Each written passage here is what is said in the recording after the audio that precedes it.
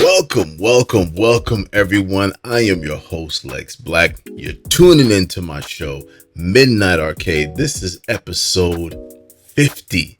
This is the end of season 5, and I know it's been a long time coming. I took a few months off because honestly, I was burnt out, man. As I always tell you, I'm a one-man band. I do everything myself from the beginning to the end, from pre-production to post-production. Just this show. That's not to mention the book that I'm working on, my sci-fi cyberpunk fantasy trilogy, Neon District. That's also not to mention the other creative ventures that I'm working on. Midnight Future, my website, midnightfuture.world is my website that I'm working on, slowly adding features to it, building it out, fleshing it out. It's my little creative hub, if you will. That's a little bit more extensive than a link tree, right? So I suggest you go to it and you check it out and you be the judge for yourself. But anyway, this is episode 50. I'm super excited for this because this is my 50th episode. This is crazy for me, considering all the things that I have to do. I'm a full-time dad, so y'all know what it is. Anyway, man, let's get into this, man. This is Boruto. We are on chapter 17. I know I'm late, but again, you must forgive me. I am a one-man band, as I have said. So let's check out what's going on. Oh, look at the drip. Lord have mercy. Woo, woo. Look at the drip. All right, so the sand shinobis are dripped from the rooter to the tutor, from the crown of their head to the soles of their feet. Lord have mercy. Okay. So now we're looking at Sumire here. She says, you might want to try putting yourself in Boruto's shoes. And Sarada is not really saying much. And Sumire, either she's thinking it or she's saying it, but she's saying, do you really think he likes having to keep things from us? There have been even a moment. Has there even been a moment where you've reflected on his pain? Sarada still says nothing. Sumire then says, it's not just Boruto's feelings, but mine too. Okay. And then we get the flashback of Sarada running into Boruto and giving him that big hug after not seeing him for 3 years. I low-key feel like Sumire is hating a little bit. I mean, Sarada has not seen her teammate. Okay. So even if there are romantic feelings, this was her teammate first. She hasn't seen him in 3 years. So come on.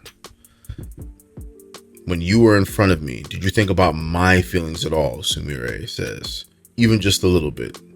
Sarada's thinking back this whole time from that conversation, I guess. Mitsuki notices that Sarada's a little bit off, or he notices something. He sees a frog on the floor. Oh, okay, we're switching over to the Shinju clones. There's a frog on the floor. It's probably a transmitter toad. And the court jester one, I forget her name. She's just not important enough for me to remember. So forgive me, correct me in the comment section. She says, according to the trees, Boruto himself placed the toad here. So he was definitely here. What trees? Ryu says. This is a desert. The other one says, they're everywhere, even deep below ground. Okay, so everybody's looking on. They're observing the Shinju clones. And they said, by using the tree's voices to track him, we'll be sure to run into Boruto or perhaps his accomplice. Those two definitely came here to pursue Boruto. And from the way she talks, Matsuri does seem to have sensory type abilities. That's her name, Matsuri. So it might be a matter of when, not if, she catches on to us, the Sand Shinobi says. Okay, Konohamaru says, everything's lining up with our intel so far. Are you all ready? Sarada's still in La La Land. Konohamaru looks at her, and then he says, what's going on, Sarada? Are you all right? And she says, oh, sorry. I'll focus, I promise. Mitsuki's like, yeah, correct me in the comments for this person's name. Master Konohamaru. Konohamaru looks on and says, so if we take Ryu down and get a hold of his thorn bulb, we can bring back Shinki, right? Konohamaru looks on and says, apparently, if our intel is correct, we're operating on that premise at least. And then she says, I swear to do my best. And then the other Sand Shinobi is kind of just chilling. And he says, Yodo, I beg you, please don't do anything reckless. Yodo doesn't say much, and then she says, quit telling me what to do, Araya. I'm gonna do whatever it takes. Okay, so she about that life. We'll see. She'll do whatever it takes to rescue Shinki. And Araya says, Yodo. And Yodo says, I told you to shut it, or else I'll shut you up. Them just fighting words. Konohamaru says, stop it, you two. The last thing we need is you two fight. I mean, do y'all understand the danger that y'all are dealing with right now? That's right in front of you. Yeah, you might want to chill out a little bit. So then she says, sorry, we're always like this. It won't affect the mission. And Araya says nothing. Sarada looks on quietly. Konohamaru says, yeesh, just to be safe, I'll ask again. Do all of you understand the plan? Mitsuki says, yes, sir, though I wonder if it'll really work. Konohamaru says, don't you start now. We've come too far not to proceed. Let's go. And it looks like Matsuri has picked up on their presence. Oh, so they just go walk up on them straight up. Okay, respect. Konohamaru says, you two over there, who are you? What are you doing here? Ryo says, elder, ninja approaching. Matsuri has like a strange visceral reaction, almost as if she recognizes her counterpart copy of the original of her is recognizing who this is in Konohamaru. And then Matsuri says, Sarutobi Konohamaru. Konohamaru says, we are Konoha Shinobi. We've been following the rebel Boruto's trail. What about you? Ryo doesn't say anything. Then he says, it seems like they don't know who we are. So what's the plan, Elder Matsu? And okay, now that is strange. A Shinju catching feelings for a human. What's really good, Ikimoto? What's really good, writers of Boruto? Okay, let's read on. She is blushing. She caught feelings immediately. Ryo's like, elder? Like, the fuck? And then Konohamaru looks on and she doesn't know what to say. And then Matsuri then says, I'm feeling a bit off. You do the talking, Ryu. Let's pause right here. This is another one of the drawbacks that I was thinking about that I never really voiced over the past couple of episodes with y'all. These Shinju clones, they are all powerful. Renegons and everything. All the techniques of the people that they've absorbed. Extraordinarily dangerous. And not only that, but they are quick to achieve self-actualization, realization, and independent thought. Independent of their instinctual urges to consume chakra and build a chakra fruit and become a part of whatever other master plans that the Ten Tails has, right? In spite of all that, they are like literally today years old, right? Evidenced by Jura's almost, I won't say infantile curiosity, but I will say very much voracious curiosity. The kind of curiosity that a toddler who's just learned to speak, who's just starting to learn about the world and asking questions about everything. It's like a more controlled version of that. And Jura, and his curiosity was really mature, even though it was like, it kind of like juvenile and youthful in a way. And the way how he like wants to, hungrily consume information. This is why he looks at the bookshop in Konoha as like a gold mine of treasure, and he does not want it damaged. It's this weird juxtaposition with him, right? But that's the manifestation of the maturity and immaturity dynamic within Jura. And now we're seeing it in Matsuri. We haven't seen it so much in the other clones, but we're seeing it in Matsuri, right? Because all of a sudden, with all of her power and all of her ability, she sees Konohamaru and she's like, oh my God. like totally unexpected reaction, okay? Totally unexpected reaction, at least for me. Y'all let me know what you think in the comments. Let's read on. She says she's feeling a bit off. You do the talking, Ryu. Ryu's like, wait, what the fuck? What are we talking about here?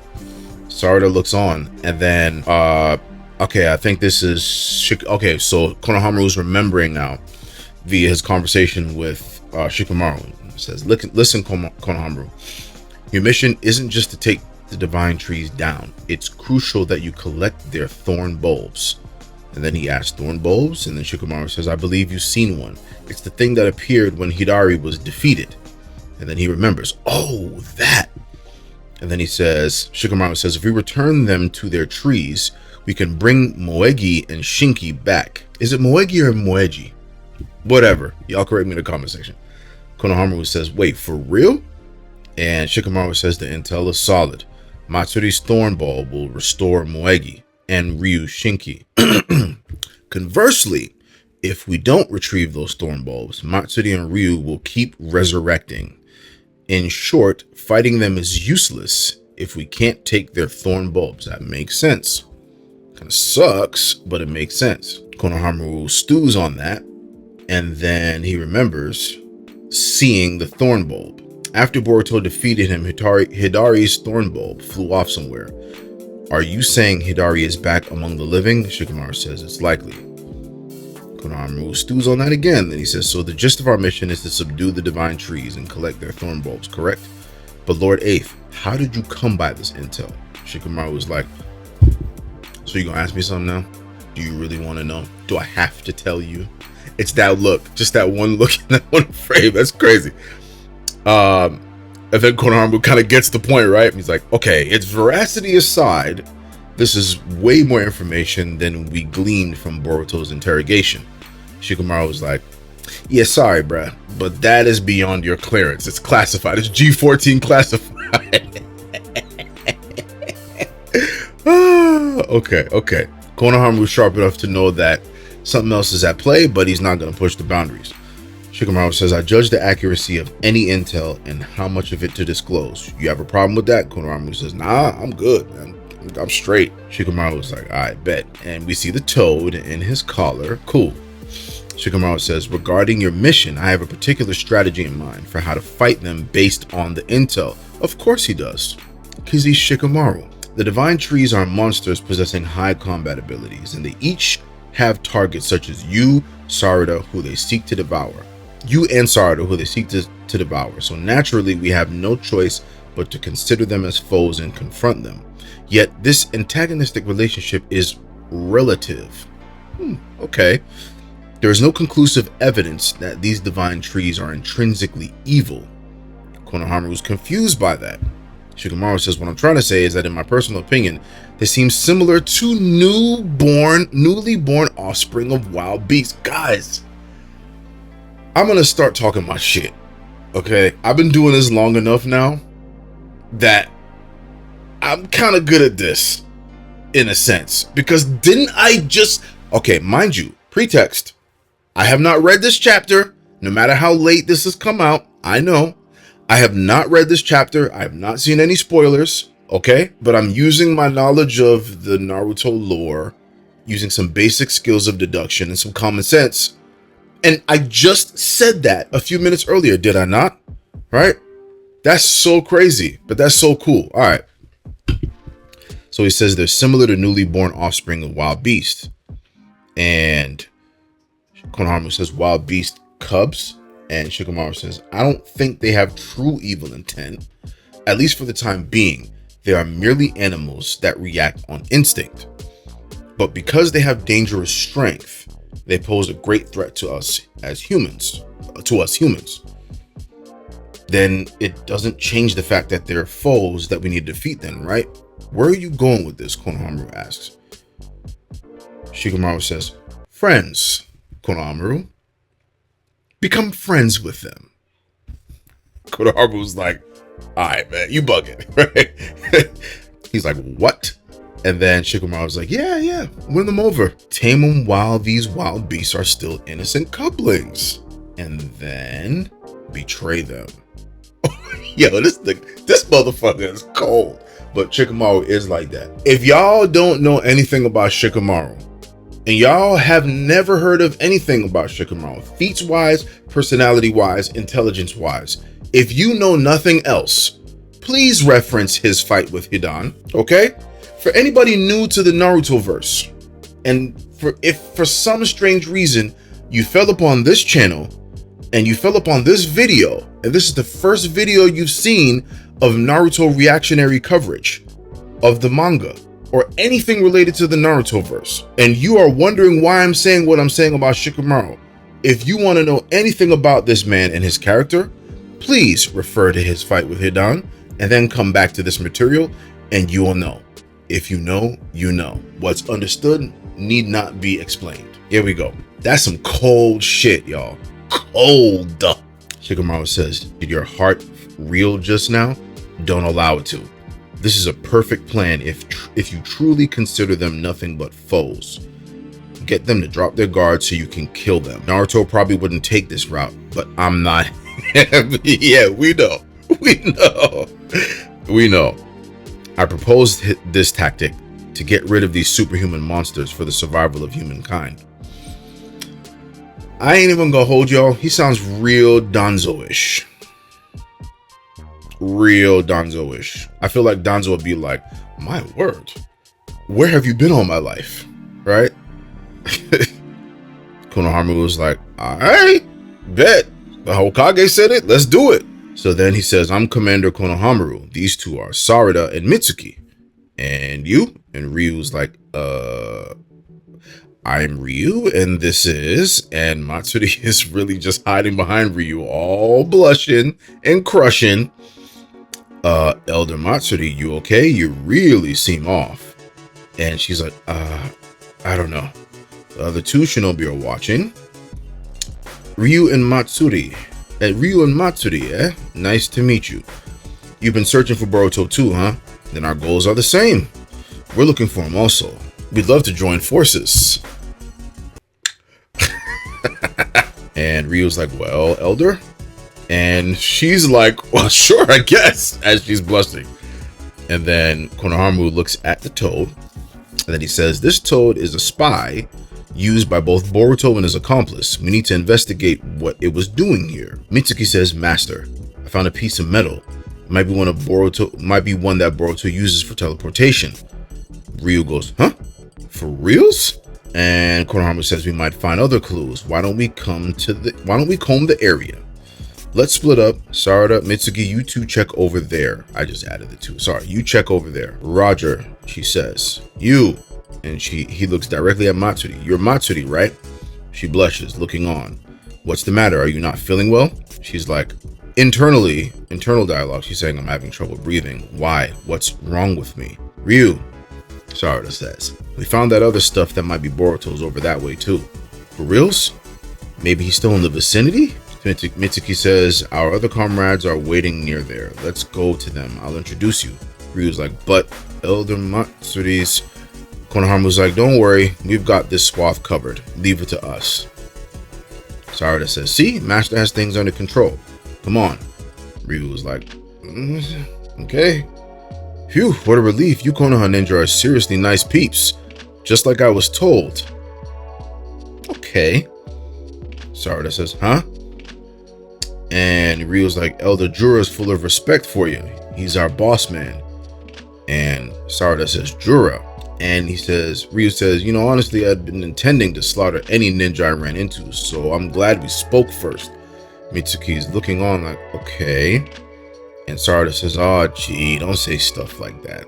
And Yodo is looking on saying, hang in there, Shinki. And Araya says nothing. Back at Konoha, this is what Konoha remembers from the conversation with Shikamaru. He says, and Konohamaru, there's a reason why I picked you for this mission. Do you know why you're Matsuri's target? It's because she bears romantic feelings towards you. She made it very obvious just now. And he's like, what? It seems Matsuri herself is not aware of this, or rather, she has no idea what the emotion she's feeling is. So this plan may put her in a state of turmoil. If it does, that will likely give us a favorable edge. Konohamaru's like, isn't that a bit much? And Shikamaru says, I told you, be heartless. Divine trees are our enemy. You should have added period, because damn. But it's true. According to our intel, either Matsuri or Ryu will show up. Worst case, the two of them together. Facing both of them at the same time will not go well for us, so you'll need to find a way to separate them as amicably as possible. Take charge of the situation. And so he's with her and he's looking on at her, and then he says to her, oh man, you look like you need a break. Want to sit somewhere and talk? And She doesn't say anything. And they sit down. And he says, well, are you feeling any better? She didn't say anything. And she says, I don't know. This is just, it isn't like me. Konohamaru says, you sure about that? And he says, she says, I don't think it's necessarily weird for you to get this way, you know? She looks on. Okay, Ada, I want to know what's happening in sand. Can you take a look right now? What about that geezer? She asks. The toad. Mamushi should be at their base. No chance of him seeing you. You better not be wrong, Ada says. Kashin, man. Shout out to Kashin. So he looks on. Boruto looks on at Kashin Koji, and then he says, all right, well, basically, how's it going? Kashin Koji says, it's going well so far, or at least they've succeeded in separating them. Boruto asks what happens next. Konohamaru is keeping Matsuri occupied. Ideally, Sarada and the other three will take Ryu down first, then rendezvous with Konohamaru and defeat Matsuri together. What's the chance they fail, percentage-wise? And Kashin Koji says, not that high. So it's not that high that they fail. Wow, okay. He bullshitting. Boruto says, don't lie to me. I asked you for a number. Kashin Koji says, either way, you're not to go, Boruto. Boruto says nothing. Kashin continues saying, just like with Himawari leaving Konoha, if you were to take part in this battle, Juro would make a move. If that happens, you will die this time. Remember, he has the ability to see threads of different futures. So he's fairly certain his word is bond in this sense. Boruto says nothing because he knows. You are the one thing we cannot lose. Juro's at the bookstore, collecting books. Intruder alert, chakra data matched. He's Jura. He's currently inside a bookstore in Sector C. Shikamaru says ignore him, leave him alone, don't evacuate any civilians either, and relay to all the personnel that they are not to engage. Where did he get that bread from? Anyway, he drops the stack of money. Hold the change. It's an advance to be applied to my future purchases. I told you he was a book nerd. He said it himself, so it wasn't really that, not like it wasn't obvious. The bookstore owner says, as you wish. I look forward to seeing you again, sir. Meanwhile, Amado is chilling, smoking, thinking, and guess who pops in? Kawaki, and he's surprised, and he grips him. He sticks him up, and then he says, I thought you might be dropping by. Kawaki says, I've got tons I want to say to you, but first, you're going to draw all of my powers to their fullest extent. To be continued. So what do I think about this chapter? It's going as I thought it would. I do have some suspicion, though, that there is a miscalculation on Shikamaru's part. Some overconfidence, I think. Because yes, while these Shinju clones are very infantile in a lot of their ways, because they're very new to this world, literally only days old, I also would not underestimate the depth of their cunning and their intelligence. If you just look at Jura off rip, that should be pretty obvious, right? And then I'm also looking at this through the lens of their renegons. Those Shinju clones always seem to be connected, and the Renegon evidenced by Pain and Nagato and how he used the Renegon. Don't be surprised if Jura is seeing all of this right now and he's saying, yeah, at some point y'all about to get jumped, so be prepared for it. Don't be surprised if the Shinju clones are prepared for this. Don't be surprised if Matsuri's act is just that, an act. Don't be surprised if the plan that Shikamaru put in place sets off an unfortunate chain of events. That's what I'll say. Kawaki running into Amado is very interesting. We'll see how that unfolds. Kashin Koji telling Boruto, don't get ahead of yourself. You are the central key to this. Facts. Boruto is smart enough to know this too. He's not going to just rush in. We'll see what happens on the next chapter, man. I'm excited. But I am back. Midnight Arcade is back. Make sure you check out Midnight Music as well. New episodes on the way. I have some video essays that I'm preparing. I've been watching Dan to Dan. I watched the new season of Arcane. I'm finishing that up. I'm getting really heavily back into Dragon Ball Z, Dragon Ball Super, and I'm really about to take the plunge into Dragon Ball Daima. I know I had some questions about it last season, but it started Vegeta Super Saiyan 3. Spoiler alert for those who didn't know that. Oh my god. I'm excited for new anime coming up, man. If you guys have any other anime that you want me to check out, or manga you want me to check out or want to discuss, hit me up in the comment section, man. Make sure you check out my website, midnightfuture.world, okay? And make sure, above all else, make sure you like, comment, subscribe, hit the bell icon to be notified for whenever I drop that new heat. You heard? Yes, sir. We are done. This is episode 50. Stay tuned for season 6.